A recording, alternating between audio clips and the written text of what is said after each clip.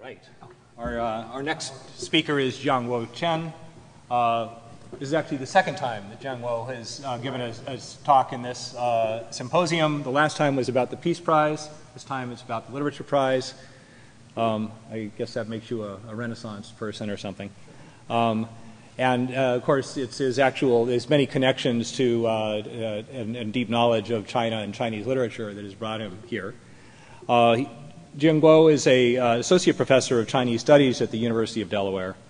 He's also the director of the Confucius Institute and also the director of a Chinese program that takes high school students to China each summer for the Department of State.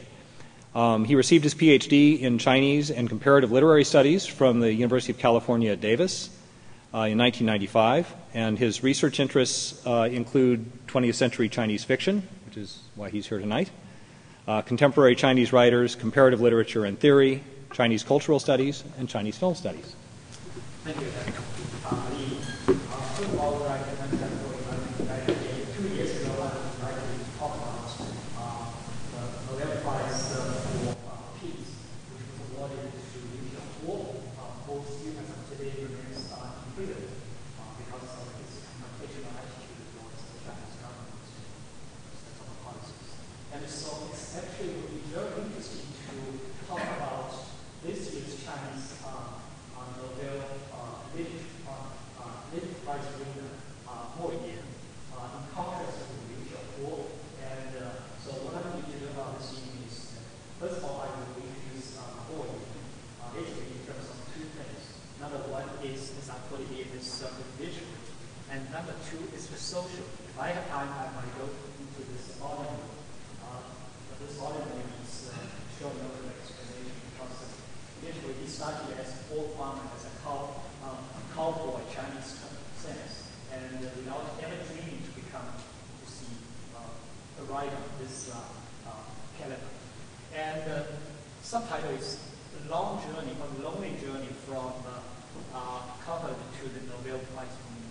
And I'm very happy about his being awarded this prize, partially because I began to study his writings in mid-1980s when I was a graduate student. And then I began to teach his works since 2000. And in a certain sense, I watched his path of growth. And so it's very interesting to see that finally his efforts has been duly paid off. Okay. Let me start with this Nobel Committee's citation so that we know that what I'm talking about has a certain context. Through a mixture of fantasy and reality, historical and social perspectives, Mo Yan has created a world reminiscent in its complexity of those in the writings of William Faulkner and Gabriel Garcia Marquez. At the same time, finding a departure point in early Chinese literature and in oral tradition. And I will explain what kind of messages that's contained in this brief citation. But let's first get to know Mo Yan. Who's Mo Yan? Mo Yan is not his real name. Mo Yan is his pen name. And he was born in 1955 in a county known as Gobi County in Shandong Province, which is on the coastal area in between Shanghai and Beijing, to a family of farmers. And his real name is Wan Mo Yan, as I put the Chinese characters here, and also this demonization. And then he began to use his pen name, Mo Yan, which is a homophone of Mo Yan in his real name. And literally, Mo Yan means no speak. So, but he didn't adopt this name just for this Nobel Prize purpose. He began to use this name when he was joining the military force in China, known as People's Liberation Army, PLA, as I put it here, 1981, because he was regarded by his family members as having this big mouth. He likes to offer his opinions wherever he goes, and that has gotten him into trouble a lot. So he adopted this name sort of like as a reminder to refrain from talking too much. But we know that this is kind of a noisy approach in this little book called The Classic of the Way and Virtue. And the very first one is things that can be talked about another things anymore. Meaning that you see, there's this kind of limitation, human limitation, that you have to rely upon words, language to get things out. In the meanwhile, you are aware of the limitation of the words because they destroy the real meaning. So here we have this dilemma. By end of this, don't speak. And later I will talk about the related implications of this name, don't speak. He dropped from school because of the Cultural Revolution. So he didn't quite finish his middle school, high school. Basically, he's like a self-taught person. And then he joined the army in 1976. This actually was used these days by visual minded intellectuals in China, public intellectuals in China, to accuse him for that kind of experience. But actually, he told us when he joined the army for single reason, because he dreamed of eating at least 12 steamed bugs in the army. Army was rich, he was poor. Those were the years of poverty. So that's 1976. And then he started his literary career in 1981 with a debut story, translated roughly as a misty spring evening.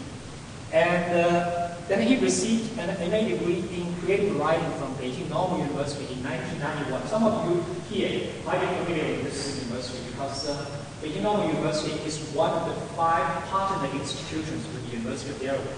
So it's interesting to know that. And that probably would interest you to know that Liu Xiaobo, the winner of the 2010 Nobel Prize for Peace, also got his degree from Beijing Normal University, and then he remained to teach. So in a sense, 2 Chinese Nobel Prize winners got their degree from the same university. And then he left the army to become a journalist and professional writer until now, in 1997. And last year he was elected as vice chairman of China's Writers Association. This is kind of a government-sponsored or state agency. And because of this, he is being attacked again for simply being closely associated with the state establishment and serving as a functionary of the establishment. I'll talk about that later. Let's take a quick look at his later works, because Mo Yan remains one of the most prolific and widely read Chinese writers. And he produced a total of 10 full-length novels. Most of them are very influential. And then about 100 novellas and short stories, in addition to several film scripts and essays, and also plays. And many of them have been translated into foreign languages, including English, German, French, Swedish, of course, and Italian and Korean, Japanese, and other foreign languages. And this accounts for his popularity in the international community.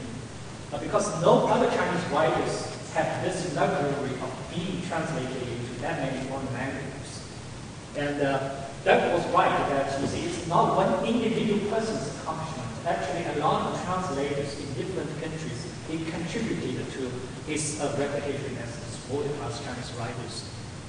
One of the translators, that's his American translator, professor at the Notre Dame University, whom I brought to the university to this campus for a talk back in 2008.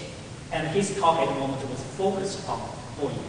And he knew that Mo Yan, if there's a Chinese writer to be awarded the Nobel Prize for literature, that must be him. That was back in 2008. And then probably you would ask that, how about the other Chinese Nobel Prize winner by the name Gao Xingjian? But Gao Xingjian was awarded the Nobel Prize for literature back in 2000. But at the moment, he already resumed his French citizenship. And he had lived in France for 30 years. And also because he is a political dissident in exile. So he was not recognized by the Chinese government for this honor. As a matter of fact, Chinese government accused of the Nobel Committee for sort of like punching this insult onto the Chinese minor sector. That's a different story. I'll talk about that later. And so all these novels, and for this, the last one, Frogs, which came out in 2009 and was translated into English and published in US in 2011. And basically for this novel, Mo Yan was awarded the Nobel Prize. And I will talk about this novel later on. Now, Mo Yan has published, as I mentioned here, all these things. And truly, he is also the most translated living Chinese author, which I mentioned earlier. Major honors and awards. Let me focus on several. This 2004, this award given by the French government for his contribution towards the friendship between China and France in terms of a cultural exchange. And so that the order of arts and the letters, my French is not as good as I'll pronounce it in American way. And also this 2006 Fukuoka Asian Culture Prize, which is very popular in Asia. And also this 2009 Nobel Prize for Chinese Literature, which is so far is the most prestigious literary prize for Chinese literary works in the United States. And then 2010 Honorary Fellow awarded to him by Modern Language Association. And at the moment, it was quite exciting to those China specialists in the field of Chinese literature studies, because Modern Language Association, as if you know that, historically traditionally focused on European language and European culture and literature, without much attention directed to Asian language or Asian literature. So Mo Yan is one of the first Asian writers or Chinese writers to be recognized. And then 2011 is Modern Literature Prize. And this is the most prestigious literature prize in China. And that's the highest one in China. And Mo Yan, the literary. So now let me focus on his literary values, merits, accomplishments, and then we move on to Mo Yan, social and ideological. Let me re-quote this so that you see your memories to be fresh. Through a mixture of fantasy and the reality, historical and social perspectives, Mo Yan, with a hallucinatory realism, has created a world reminiscent in its complexity of those in the writings of William Faulkner and Gabriel Garcia Marquez, at the same time finding a departure point in old Chinese literature and in old tradition. And I would like to raise 3 points, 3 messages highlighted in this citation. I'll bring them to your attention, and then I will say a few words about each point. First of all, hallucination, or hallucinatory realism. Second one is external or international influences from William Faulkner. And William Faulkner, I believe, was the 1991 Nobel Prize winner, basically for his novel, The Sound and the Fury. And in his writings, William Faulkner created a world of literary imagination of his own, known as Yopanataro County. And obviously, Mo Yan created his own literary world, known as Gaomi Township.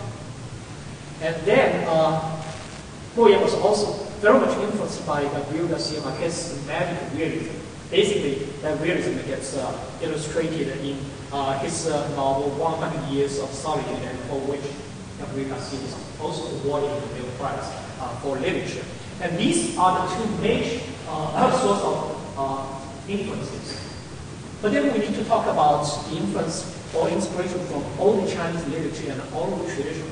And so these 3 points very beautifully form this kind of trajectory that's by which Mo Yan developed and brought into form his tales. Let's take a look at the so-called hallucinatory realism. What is that? And this is many, including me myself, because in my study of Mo Yan, I didn't use this term because for me, magic realism might be a term sufficient enough. And this is very loosely, broadly defined term. And the term can, its history can go back to the 1970s, basically for art critics to talk about works of arts. And then it was introduced into literary criticism.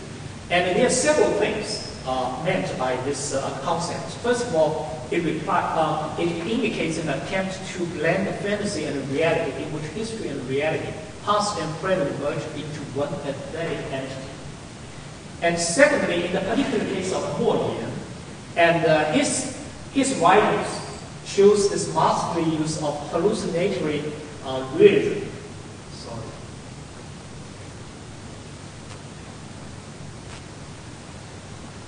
Both as a genre, so I want to be specific, as a genre, as a style, and also as a manner of writing, and by means of which to mix folk tales, history, and contemporary China. Let me quote this Swedish academic at Peter England. He has this to say: Mo Yan has such a damn unique way of writing. If you read a half a page of Mo Yan, you immediately recognize it as him. And his handling of this slippage between reality and surreality is the most dense, the most painful. And what kind of contributions Mo Yan has made was this concept. Because the concept actually was not invented on the Chinese soil, it's a Western concept. But Mo Yan, you see, very cleverly adapted and his own unique contribution to it. That is his skill for literary practice, in which the real and the uncanny, and the impossible and the imaginary merge into one huge symbol, a compelling allegory of social irony, reflecting the amazing blending of the sublime and the grotesque that is today's China. And later on, talk about this now. Now, I need to also let you know that back in the early 1980s, that was shortly after China began to open its door, and began to reform itself and open up itself to the West. And the young Chinese writers, college students, the literary critics were almost without exception heavily influenced by this influx of Western ideas. Postmodernism, post-structuralism, and magic realism, and the various kinds of fancy Western ideas, literary theories. And as Mo Yan was no exception. What he did is that he experimented in both ways, unlike his fellow Chinese writers. What he did is, on the one hand, he tried to turn into old Chinese literature, as Nobel committee mentioned, or Chinese literary tradition. On the other hand, he experimented a little bit with the Chinese avant-garde literary movement. And that movement eventually proved to be a dead end. And many of his fellow Chinese writers disappeared and got phased out because they couldn't do anything further. And so they were simply thrown out of the picture. Whereas Mo Yan turned into a different direction, which we call the root search literature. Let me explain a little bit for that. Here I have 5 points in my book. One chapter is on Mo Yan, it's about this historical period. And this literary awareness actually refers to a collective social cultural consciousness since the early 1980s to turn to Chinese cultural tradition for literary and spiritual inspiration. So instead of looking outside for external inspiration, they look inside and look to the past, and search for long-lost past, be it mystical or fictional, for models from which to reshape the present and envision the future, and retrieve fundamental Chinese national spirit and reinstitute the Chinese cultural quintessence in the hope of redefining national present, and consequently the emergence of this root-searching literature as cultural nostalgia and so on. And I need to quickly mention that this price is very much acceptable and accepted by the Chinese government, and partially because of these efforts. And also, the announcement of this Nobel Prize has instantly triggered this explosion of national pride among the Chinese people. And also, at the same time, it has gave rise to this kind of waves of criticism. I'll talk about that later. And basically that Chinese people, the Chinese government, for a long while were bothered by this kind of complex, this kind of anxiety to be recognized by the international world. And they did try to prove that we are not only the second largest economy in the world, we are able and we are capable of producing world-class literary papers, which they believe in earnest. And so they regard this award not as an award for an individual writer, but a recognition of the whole cultural system. Okay. And I also just now mentioned Mo Yan's participation in this Chinese avant-garde literary movement in the moment. So this Nobel Committee's citation I like is precise, concise. It's precise in that it is clearly aware of Mo Yan's trajectory. Some of this influenced by the international theories, literary theory from outside, but someone who also knows that his root is here, in his cultural tradition.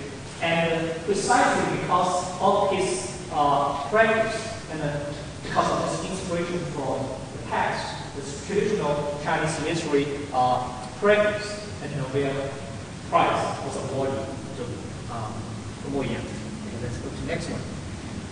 What do you mean by old Chinese literature and oral tradition? Because anyway, this is very unfamiliar to many Westerners, unless they're Chinese specialists or they are professors, scholars, like me, who teach and research in this field. And here we have a couple of essential elements. First of all is what is the narratives. And secondly is voice literary accounts. And thirdly is speculative stories. And then vernacular romances, and then the Chinese discourse of the ghostly, and the folklore of the subterranean. And all these elements get very beautifully, nicely reflected in Mo Yan's writing. And they now get duly recognized. And partially because of this and the Nobel Prize citation goes like this, you see this is a departure point from which he began to develop and then fully realize his own literary talents. What are the recurring themes in his writings? Because he has written so many novels, novellas, short stories, it's impossible for us to read all of them.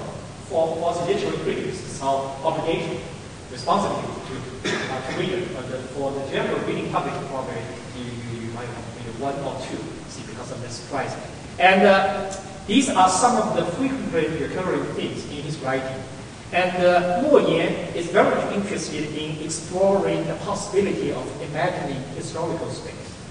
But this historical space is rendered in a physical, in a way which is nicely described by the Nobel Prize Committee as hallucinatory realism, which is a combination of the past and present, and the real and the fantastic, or the imaginary and the impossible, all these things. And the second one is this engagement of a conversation between duration, time, and memory. Because in his world of literary imagination, there's no distinct demarcation line between what is possible, what is impossible, what is past, what is present, and what is reality, what is surreality. You have this nicely blending mixture of space in which history gets reimagined, gets re-represented in a way he wants it to be. Because part of the accusatory remarks he received is that he is unlike his fellow Nobel Prize winner Liu Xiaobo. He remains non-confrontational. But that's not true because Mo Yan has his way of doing things. His way of doing things is that to practice the art of challenging status quo, but without necessarily or excessively offending or annoying the establishment. Because anyway, he's part of the establishment. And secondly, he knows he's walking very sensitively, delicately, this fine line. And he needs to keep his head above water. And so that's his way of doing things. It doesn't mean to say that he doesn't challenge. He challenges, but in a very subtle way. I'll talk about that later. And then we have this reconfiguring of political and erotic subject matter. Because he's often regarded by the critics and the general reading publics for being vulgar, for being too much preoccupied with erotic sexual subjectivity and the female body. And so his language is known as the brawny and the neck, and it's the vulgar things. But that's not true. That's only part of his narrative. And his use of the language later on we'll talk about that, is one of the reasons that makes we became the real today. And then this issues of love, passion, desire, and revenge, and death, sexuality, masculinity, and femininity in relation to those of duties, filial piety on the personal, family level, and loyalty to the state, and honor. Oh, sorry about this. Okay. Now, let me. Some of the distinctive features, and I'll just let you read it in a way even this. More in the social, and that's. Oh, I'm sorry. I mentioned this his status. So let me quickly get that. It's basically he knows how to walk this very delicate and fine line the best he can, and in the meanwhile without moving focus. And he actually remains a critical voice in the world of Chinese literature. And one example is that this book, which is Life and Death Are Wearing Me Out, in which he made one of his characters to say this: I have nothing against the Communist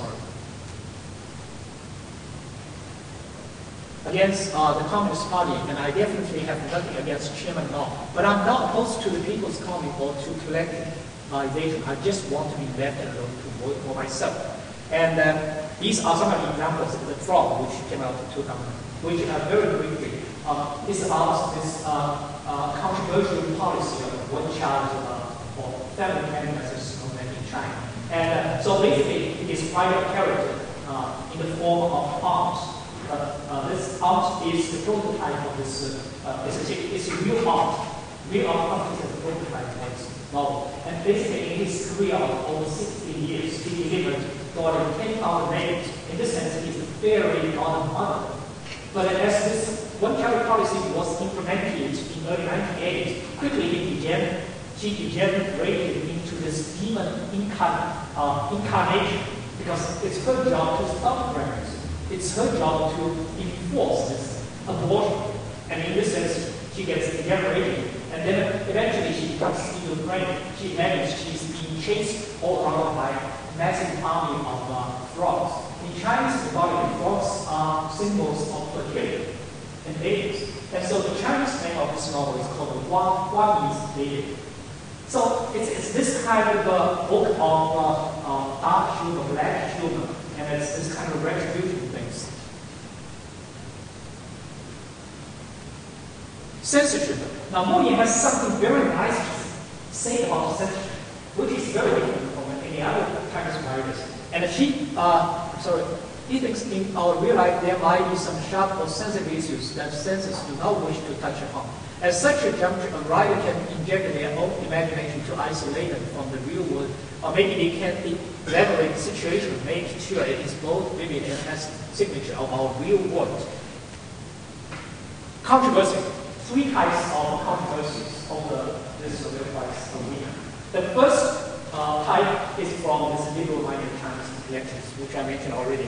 And then the second type is from Chinese dissidents, both at home and abroad. And they believe that as a Nobel Prize winner, he should have the same kind of courage as Liu Xiaobo, and to stand out in absolutes and die-hard confrontation with the government. But this is not what he wants to do.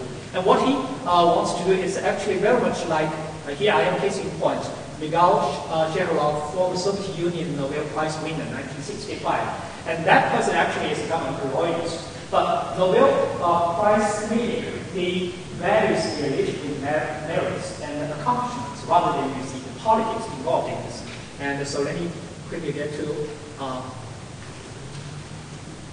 the naysayers in the West. And one of the articles written by this one is, can great lasting literature come from there, meaning from China? And of course, and this article quickly becomes controversial. And because this is a typical case of politicizing Nobel Prize. And okay, so let me do this now. And the Nobel Committee's remark in response to some very negative remarks that the Nobel Prize Committee this time tried to seek favor from Beijing and try to rehabilitate its image in the Chinese mind. And they had this to say: as we have been trying to negatively say this is a literature prize that is awarded on literary merit alone, We don't take other things in consideration. The reaction in a winner's homeland doesn't enter into our calculus. And so I'll skip over this. And I don't have time to go into this two issues, the irony of criticizing the Nobel Prizes and the irony of criticizing Moyen in this particular case. But let me conclude my talk with a joke which is in wide circulation on the Chinese internet. This first one, Kaohsiung completely listed as being in press. It's not open to the Chinese government. So the joke goes like this. Who is the first Chinese Nobel Prize winner? Don't speak. Who is the second Nobel Prize winner? Don't speak. Who is the third? Don't speak. 4 years. Thank you.